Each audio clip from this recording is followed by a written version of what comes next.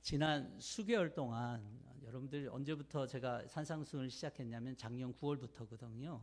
근데 이제 절기라든지 또 특별한 일이 있으면 제가 빠지고 대체적으로는 이제 이 산상수훈을 가지고 이 말씀을 나눴습니다. 그러니 한 8, 9개월 정도에 아마 정확하게 제가 세어보지는 않았어요. 그런데 그 정도 되지 않을까. 근데 참 이 산상수훈은 성경학자들 모두가 가장 위대한 예수님의 강론으로 여기고 많은 연구를 했던 그런 본문이에요. 저에겐 참으로 감사했던 그런 시간이었습니다. 여러분들이 산상수훈 속에서 수없이 많은 말씀이 있었지만 그 중에 남는 말씀이 있다라면 그것을 꼭 그 말씀을 붙잡고 살아가시기를 바랍니다. 이 산상수훈이 이 3장으로 되어 있지만 주님께서 저와 여러분들이 말씀을 읽듯이 그렇게 읽지는 않았을 거 아니에요. 말씀을 읽는다고만 한다면 5분 만에 다 끝날 텐데 그 시간이 5분일 것 같지는 않아요.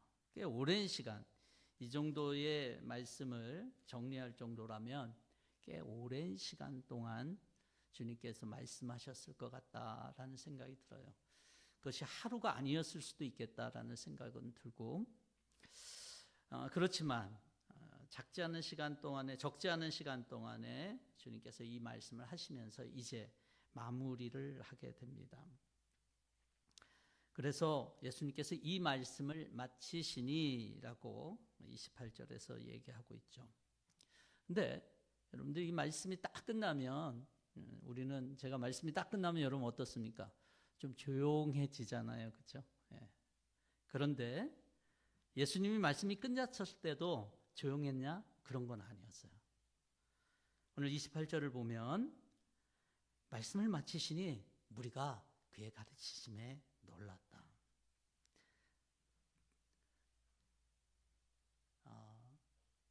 이 놀랐다라고 하는 이 말은요, 그래 놀랐나 보다. 그렇게 우리는 생각할 수 있지만 이 헬라어의 이 단어 ek플렉손토라고 하는 말은 무슨 뜻이냐면 여기에 플레소라고 하는 단어가 들어가는데 이 플레소라고 하는 단어는 때리다는 뜻이에요. 그러니까 무슨 뜻이냐면 이 뭔가 이렇게 맞은 것 같은 그런 놀람을 얘기하는 거예요. 우리 그런 표현이 있잖아요. 뭐 한 대 맞은 것 같아. 이런 그러한 표현이다라고 하는 거예요. 근데 여기에서 어떤 한 사람이 놀랬다 이런 게 아니라 무리가 놀랬다. 그러니까 한두 명이 그런 게 아니라 집단적인 놀라움을 경험하게 됐다는 거예요.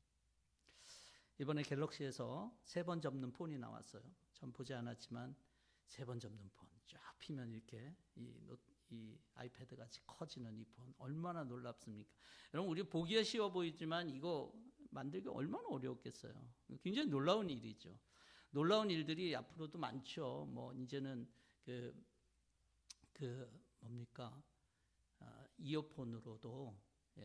이어폰으로도 카메라가 달려서 뭐 그렇게 되는 시대도 온다 그렇게 하고 이게 아니네요. 그런데 그런 것들을 보는 그 놀라움인가?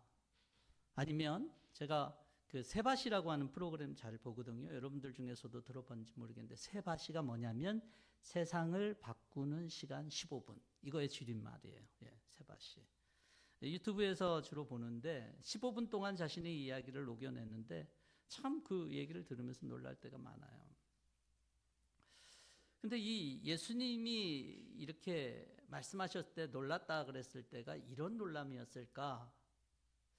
저는 좀 생각을 좀 해보게 돼요. 단순히 새로운 지식에 대한 지적인 놀람이나 또는 무슨 관심 있는 그런 어떤 지식이 조금 이렇게 나에게 더 들어오는 걸로 인해서 놀랐는가?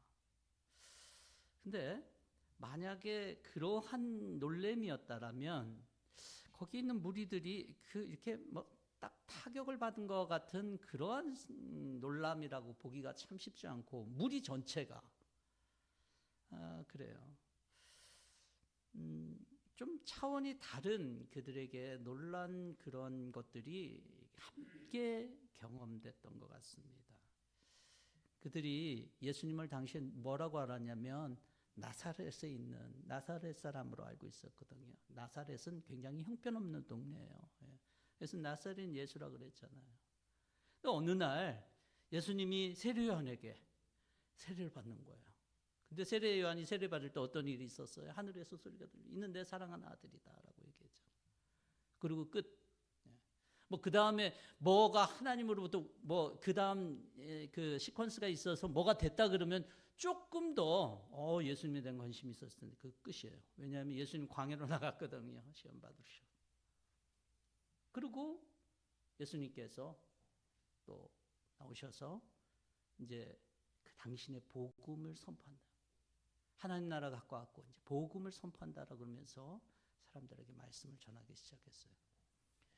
그 전까지만 해도 이 예수님이 누굴까 이런 생각을 했던 것 같아요. 그런데 이제는 이 말씀을 듣고 그분이 진짜 그분이구나. 단순한 나사렛 사람이 아니구나.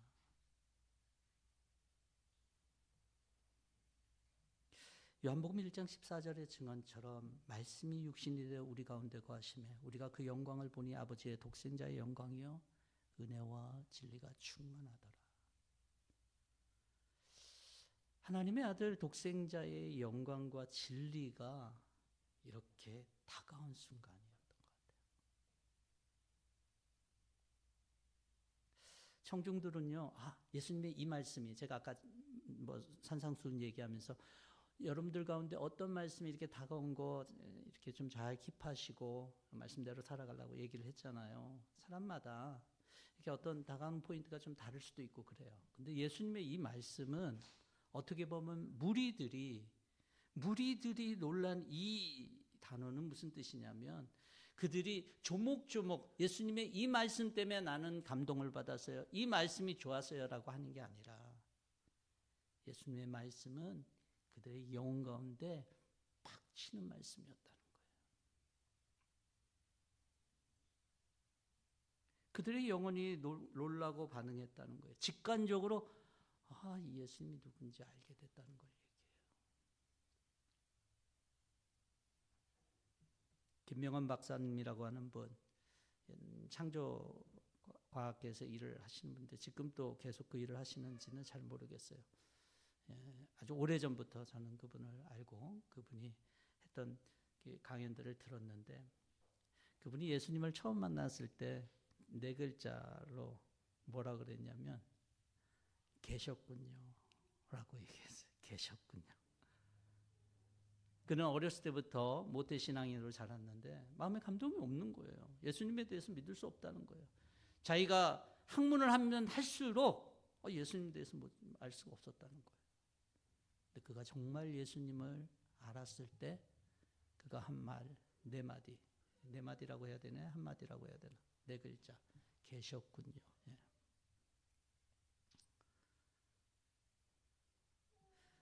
한 사람만이 그 경험이 아니라 무리의 경험이 그랬다는 거예요. 예수님을 알게 되면 그분이 얼마나 놀라운 분인지를 알게 됩니다. 여러분들은 주님을 만났을 때 예수님이 어떤 놀라운 분이셨나요? 제가 이 말씀을 준비하면서 저희가 주님을 만났을 때를 돌아봤지만 주님이 계시다는 사실이 너무 놀랐어요. 저는 어렸을 때 모태신앙이네요. 그래서 여전히 여러분들 이렇게 매 주일마다 또 그때는 주일 오후 예배가 있어서 초등학교 때지만 그랬고 주중에 5시 반이 되면 그때 매일 예배가 있었어요. 초등학생들한테. 그렇게 열심히 했어요.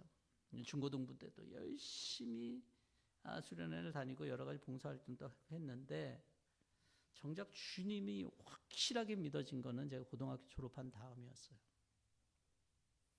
성경 속에서 들었던 주님이 진짜 살아계시다는 그 사실, 그 놀라움의 감격은 이전에 좋았어 눈물 콧물 짜면서 주님 회개합니다 그러면서 내가 주님 받아들이겠습니다 라고 했던 그때의 경험과 전혀 달랐어요.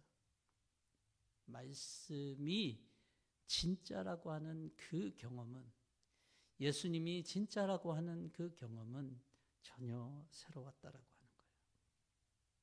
너무 좋았어요. 구름 위를 날아다녀 본 적은 없지만 마치 구름 위를 날고 시원하고 자유로운 그런 기쁨이 있었어요. 이런 경험은 주님이 진짜 누구인지 알았기 때문에 오는 경험이에요. 오랫동안 교회를 다니면서 느끼는 종교적인 경험과는 차원이 다른 것입니다. 여러분, 진짜가 나타나면 가짜는 아무것도 아니다라고 하는 것을 알게 돼요. 예수님을 만나 놀란 것은 그분이 찐이었구나라고 하는 것을 알았기 때문에 그래요. 물론 그렇다고 해갖고 그들이 그 다음에도 다 이렇게 예수님만을 쫓아다니면서 그랬다라고 하는 건 아니에요. 저와 여러분들이 알다시피 요한복음 6장에서도 많은 사람들이 물러갔다라고 얘기를 했어요. 당시 유대인들은요, 어느 민족보다 하나님의 말씀을 많이 들어온 사람이었어요. 여러분 잘 아시겠죠? 성인이 되어서 많은 이야기를 들은 게 아니라 어려서부터 이것저것에서 교육도 많이 받고 스스로 신앙적인 훈련을 많이 하면서 많이 알고 듣고 훈련을 했던 사람들이 대부분이에요. 그런 사람들의 특징은요, 하나님의 말씀 그러면 별로 놀랄 게 없어요. 왜냐하면 어려서부터 열심히 했기 때문에. 저와 여러분들 가운데서도 그럴지 모르겠는데 어려서부터 교회를 다니는 사람들, 오랜 시간 교회를 다니는 사람들이 말씀에 대한 반응이 이와 같을 수 있어요. 그냥 다 들어봤다는 식이에요. 자기의 삶에 이 무리와 같은 논란, 친과 같은 그런 경험이 전무할 수 있어요. 정말 마음을 움직일 수 있는 말씀을 듣는 것은 매우 어려워요. 전 매주일 설교를 하지만 저도 여러분들이 매일 이 무리가 놀란 것처럼 그렇게 놀란 마음으로 말씀을 받을 수 있겠다라고 생각은 잘 안 들어요. 그렇지만 오늘 말씀을 하면서 그래, 이 기도를 해야겠다. 저와 여러분들이 하나님의 말씀이 되고 그 말씀이 찐이 되는 그런 것들을 위해서 저도 기도하고 여러분들도 기도하면 좋겠다라는 생각을 해봤어요. 여러분들이 예배를 들어올 때 하나님의 말씀에 대한 기대가 오늘 그냥 듣자 이겁니까? 아니면 진짜 하나님의 말씀이 여러분한테 들리기를 원합니까? 하나님의 말씀이 들렸을 때 변화된 그들처럼 저와 여러분들이 예배할 때 하나님이 말씀이 온전하게 우리 안에 나를 변화시키는 말씀이 되게 해달라고 기도하며 나아갈 수 있기를 바랍니다.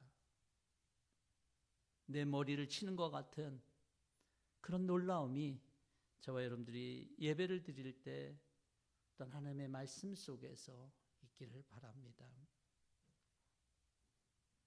예수님의 가르침은 그들이 들어온 방식과는 차원이 좀 달랐던 것 같습니다. 29절에 어떻게 표현하냐면 율법학자와 달랐다. 율법학자의 가르침과 달랐다라고 얘기를 해요. 당시 유대사회는 지적 종교적 권위의 최고였던 율법학자들, 또 바리새인들, 그들이 있었어요. 그런데 그들과 달랐다. 그들과 격차가 있었다는 거예요. 율법학자들은 성경의 합법적인 전문가였어요. 그렇지만 산상수훈에서 얘기하는 것처럼 그들은 전통과 조상들의 해석에 그것을 근거로 삼았어요. 여러분, 그들이 유치한 말씀을 전했을까요? 그들이 조상의 얘기를 이렇게 전했을 때 여러분들 어떠세요? 제가 어렸을 때 보면 대부분은 어떤 식으로 저희 학습을 했냐면 야, 예전에 이런 어르신께서 이렇게 얘기를 했어. 그러니까 이렇게 해야 돼. 그럼 우리는 조상이 가르치는 가르침을 가볍게 여길 수 없습니다. 전통을 가볍게 여길 수 없어요. 그 말 굉장히 그 사람들에게 중요하게 생각됐을 거예요. 그래서 사회 전체 구성원들이 그것을 따르는데 전혀 어려움이 없었다고요. 그래야지.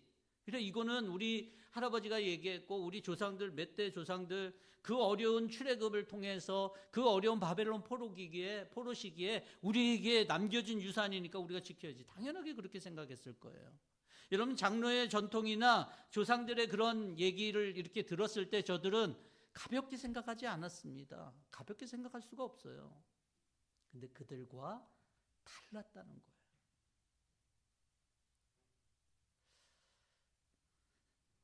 그냥 단순히 심오했다라고 하는 것이 아니다라고 하는 것을 얘기해 주고 있는 거예요. 왜냐하면 그들의 전통 속에서도 내가 따라야 돼. 나는 이걸 반드시 따라야 돼. 내 평생에 이걸 따라야 돼. 라고 하는 그런 마음이 있을 수도 있었는데 그거 이상이었다는 거예요.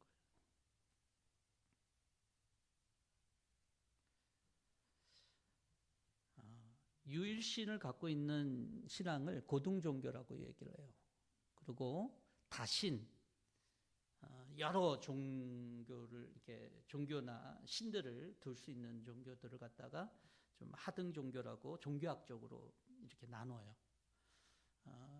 이재철 목사님의 책 중에서 이런 설명을 잘 해주는데 고등 종교는 종교가 추구하는 진리나 가치 때문에 자신의 욕망을 절제하고 헌신하는 종교. 그래서 뭐 기독교라든지 불교라든지 모슬렘이라든지 이런 종교들이 다 고등 종교에 해당돼요. 하등 종교는 뭐 예를 들어서 우리가 미신 이렇게 토템적인 신앙 있잖아요. 예. 그러니까 하등 종교는 겉으로는 종교를 추구하지만 실제적으로는 자신의 욕망을 추구하는 종교가 바로 하등 종교예요. 그래서 뭐 복을 받기 위해서 종교 생활을 한다든지 자기 욕망 충족의 도구가 된다든지 모든 게 자기 이익에 있다는 거예요. 근데 그분이 그런 얘기를 해요. 고등 종교도 타락하면 하등 종교화 된다라고 말해요. 당시에 유대교가 그랬다는 거예요. 우리가 산상수훈에서 이런 얘기가 있었죠. 옛사람에게서 말한 바, 즉 그들은 늘 권위를 어디로 얘기를 하냐면 옛사람, 조상들의 전통 속에서 살았어요. 그런데 그게 옛사람이 말한 바 때문에가 아니라 하나님의 말씀 때문인데 하나님의 말씀보다 그 조상들의 권위를 더 높이 뒀어요. 그러니 그것은 하나님의 계명이 아니라 인간의 계명으로 바꿔버렸다는 거예요. 여러분, 인간의 계명이 되었다는 말은 뭘까요? 인간의 계명이 되었다는 말은 언제든지 바꿀 수 있다는 거예요. 자기 필요에 따라서. 여러분, 그래서 우리가 복음서를 보다 보면 바리새인들을 이렇게 고발할 때 주님께서 저들은 남들에게만 이래라 저래라 하고 자기는 그것을 쏙 빠진다는 거예요. 고르반 사건도 그런 거죠. 자기의 원래 이익은 자기의 재산을 탐하려고 하는 건데 아버지 어머님 모시기 싫어서 고르반 하나님께 드림 이렇게 되면 아버지 어머님 모시지 않아도 된다는 거예요. 인간의 판단과 집단의 정의가 원하는 바대로 하나님의 말씀을 왜곡했다라고 하는 거예요. 왜 그럴까요? 왜 왜곡이 일어날까요? 자기 의에 빠졌기 때문에. 내가 옳다라고 하는 것 때문에 그래요. 그래서 분리할 때는 성경의 해석을 다르게 사용합니다. 여러분 그거 아세요? 하나님의 말씀을 자기 입맛에 따라 변경시키면요, 말씀에 참된 권위가 떨어지는 거예요. 그들이 그렇게 했어요. 자기는 속 빠지니 누가 그 말씀을 지키겠어요? 뭐 겉에서야 겉으로는 예예 그러겠지만 아무도 그것을 인정하지 않는다는 거죠. 오늘날 또 비슷한 현상이 일어나죠. 교회에서 목사들이 하나님의 말씀을 전하면서 자기는 거기에 빠진다라면, 중직자인 장로나 권사나 집사들이 이렇게 저렇게 해야 된다라고 얘기는 하면서 자기가 거기에 따르지 않는다라면, 남만 그렇게 살라고 하는 그런 진리라면 누가 그것을 듣겠어요? 안 듣죠. 말씀대로 따라 살아야 돼. 그런데 말은 그렇게 하는데 전혀 그렇게 살아가지 않는다라면 말이 안 되죠.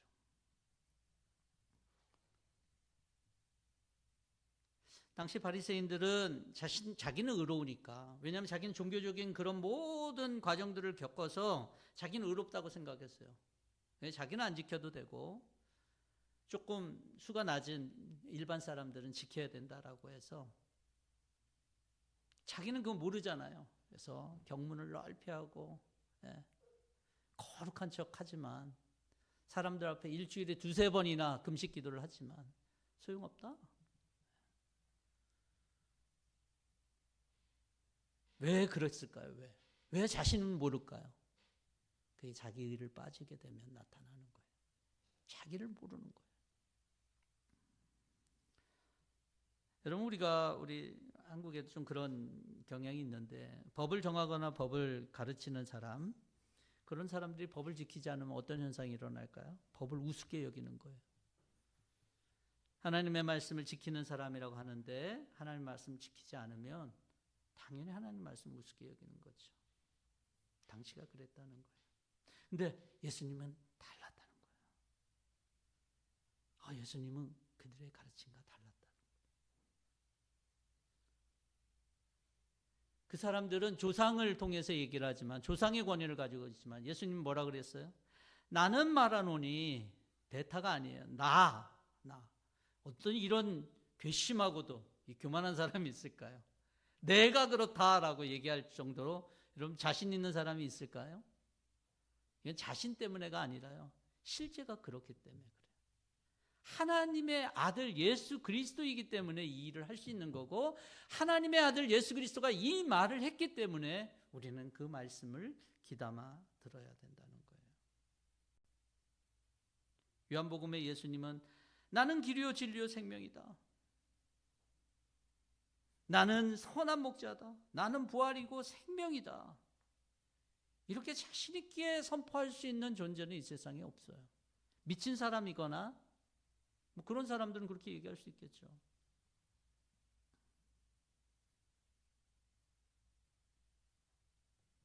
그러면 어떻게 이렇게 할 수 있을까요? 그리고 주님께서 이렇게 담대하게 얘기를 한두 번도 아니고 계속적으로 얘기할 수 있는 이유는 그분이 갖고 계신 그런 권위 때문이에요. 오늘 29절에 보면 예수님께서는 그들의 율법학자들과는 달리 권위 있게 가르치셨기 때문이다. 권위 또는 권세, authority가 그분에게 있다는 거예요. 그러면 여기에 해당되는 이 권위라고 하는 것은 무언가를 행할 수 있는 힘, 에수시아를 얘기해요. 권세는 보이기에 힘이 있고 아니고가 아닙니다.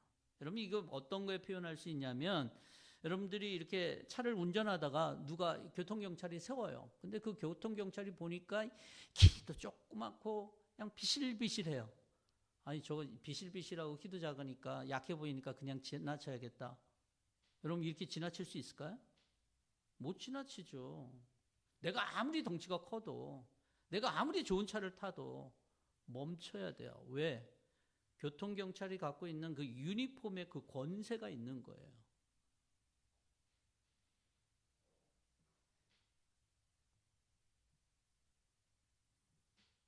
창조주 하나님께서 율법, 하나님의 말씀의 제정자로 예수님을 이 땅 가운데 보내셨기 때문에 예수님만이 말씀의 본뜻을 알고 그 뜻이 무엇인지 알려줄 수 있었어요. 히브리서에 그래서 모든 선지자들과 모든 하나님이 여태까지 모든 모양과 모든 그런 것으로 우리 가운데 알려주셨는데, 이제 마지막 날에 당신의 아들을 우리에게 보내주셔서 라고 하면서 예수님을 마지막 계시라고 얘기를 하죠. 사람들은 그 권세, 권위에 놀라게 됩니다. 왜냐하면 하나님께서 그에게 주셨기 때문에 그래요. 빌립보서에는 그래서 바울이 이렇게 얘기하죠. 하나님께서 그를 지극히 높이시고 모든 이름 위에 뛰어난 이름을 그에게 주셨습니다. 그리하여 하늘과 땅 아래 있는 모든 것들이 예수의 이름 앞에 무릎을 꿇고 모두가 예수 그리스도는 주님이시라고 고백하여 하나님 아버지께 영광을 돌리게 하셨습니다. 아멘. 예수님에게 하나님께서 그 권위를 주셨어요. 예수님이 하신 말씀에 그 권세가 있는 거예요. 그래서 그들 놀란 겁니다.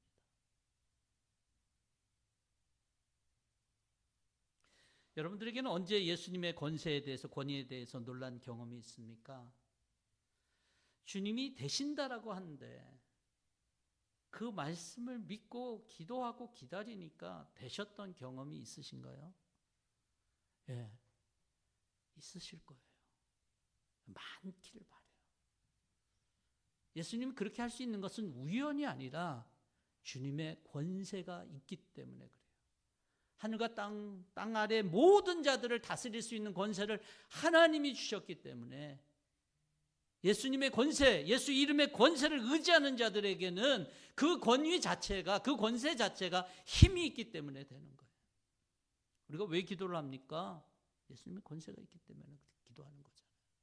우리가 모든 기도 말미에 우리가 예수 그리스도의 이름을 우리 의지해서 우리가 기도하잖아요. 그것은 그냥 종교적인 폼이 아니라 이것 때문이에요. 주님의 권세가 있기 때문에, 예수 이름의 권세가 있기 때문에 우리는 그것을 의지해서 기도하는 거예요.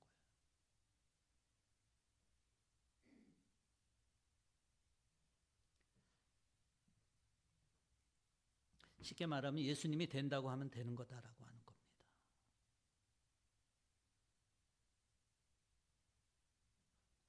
예수님의 말씀, 내가 말하노니, 이 말씀이 여러분들의 영혼 가운데, 여러분의 삶 가운데 힘든 순간, 절망적인 순간에 내가 말한다. 그냥 주님이 말한다라고 하는 것이 아니라 주님의 말에는 권세, 권위가 있다는 사실을 여러분 꼭 기억하실 수 있길 바랍니다. 그래서 되는 거예요. 그래서 놀라는 거고. 그래서 사람을 바꾸는 거고. 그래서 주님은 우리의 삶을 그렇게 생명도 줄 수 있는 거고, 우리의 삶을 바꾸는 더 풍성한 삶을 허락하실 수 있는 거예요. 종교적으로 흠이 없다라고 하는 것은 하나님 앞에서 거룩한 변화가 되었다는 얘기가 아니에요. 종교적으로 흠이 없다라고 하는 것은 그렇게 좋은 것이 아닙니다. 하나님에게는 그냥 의미가 없는 시간일 수 있어요. 의미가 없는 모습일 수 있어요.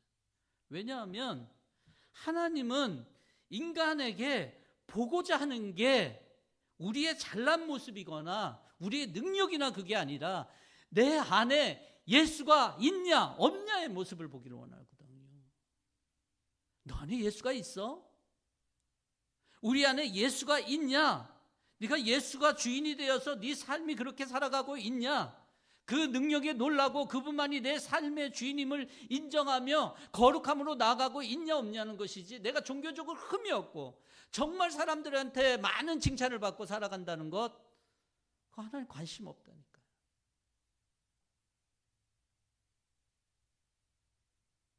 겉으로 보여지는 것이 아니라 내 안에 예수 그리스도가 있을 때 그때 하나님이 인정하는 거예요. 예전엔 예수 그리스도가 내 삶의 주인이었지만 지금은 아닌 사람들도 있을 거예요.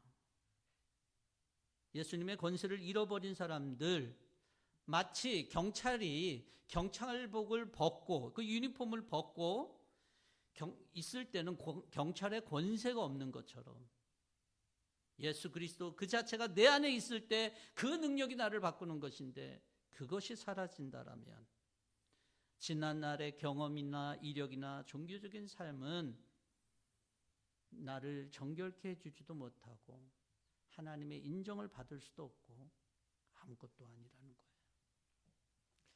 거예요. 하나님의 말씀이요, 다 좋은 말씀 아닙니다. 다 듣기 좋은 말씀 아니에요.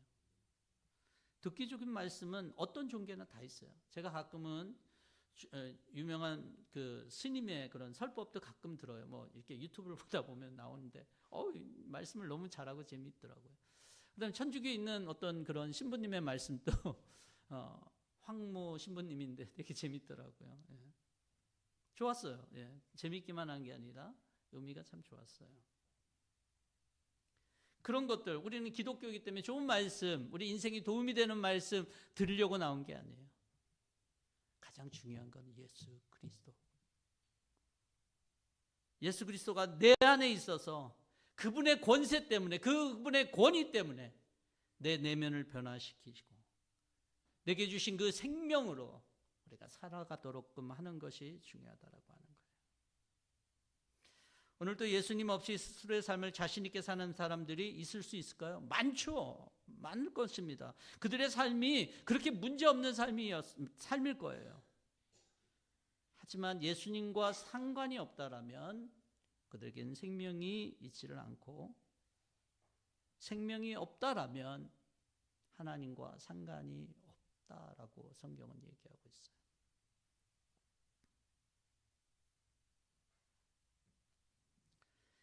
예수님이 우리 가운데 오셨을 때 나의 삶을 변화시키는 첫 번째는 뭔지 아세요? 그건 바로 나를 위해 오셨을 때 바로 내가 그 죄인이다라고 하는 사실을 깨닫고 인정하게 된다는 거예요. 참 신기하죠? 아니, 이분을 정말 진실로 하나님의 아들로 알았는데 왜 내가 죄인인지 깨닫게 되냐는 거예요. 베드로가 주님을 잘 알지 못할 때 주님이 배를 좀 띄우자 그래서 사람들을 이렇게 가르치셨어요. 그리고 딱 육지에 딱 되자마자 베드로가 한 행동이 뭐냐면, 주님, 저는 죄인입니다. 옆에서 예수님의 말씀을 쭉 들었을 거예요. 아마도 이 산상수훈의 말씀을 들었을 것 같은데, 예수님 안에 있는 생명이 그런 역할을 해요. 생명은 내가 죄인인지 알게 해줘요. 이 죄인은 내가 무슨 잘못을 저질러서 하는 그런 죄가 아니에요. 내 영혼이 죄인이다라고 하는 이 상태를 깨닫게 해주는 거예요. 그런 자만이 진정으로 하나님의 진노를 무서워하고 우리에게 닥칠 모든 상황 가운데서 간절히 하나님의 구원을 기다리기 때문에 그래요.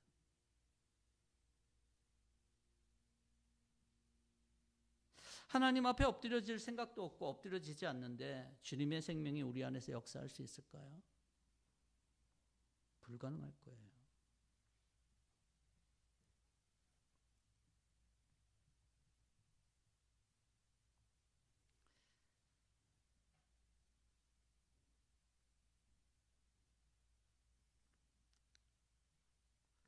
저와 여러분들이 예수님 앞에서, 예수님의 우리 가운데, 주님의 생명을 우리 가운데 역사할 때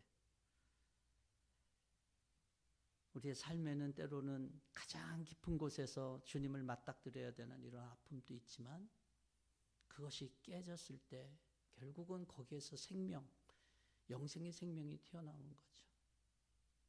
근데 그것이 종교인들에게만 해당되는 게 아니라니까요. 왜냐하면 예수님은 이 땅에 있는 모든 사람들을 구원하기를 원하시기 때문에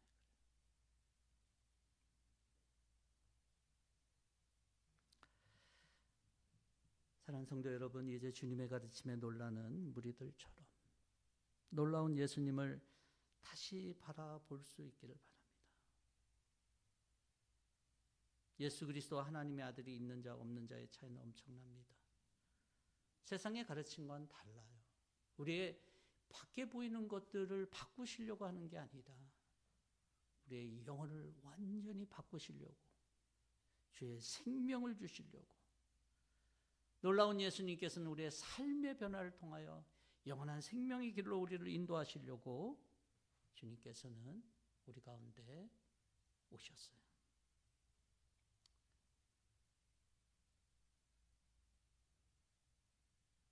우리 모두가 정말 주님의 그 말씀이 그 권위 있고 세상의 다른 가르침과는 전혀 차별적인 그런 주님으로 저와 여러분들이 마음속에 모시고 구주 예수 그리스도를 높이고 사랑하는, 주님을 높이고 사랑하는 것이 하나님께 영광이에요. 하나님께 영광이에요. 그런 한 주가 될 수 있기를 주의 이름으로 축원합니다. 함께 기도하겠습니다.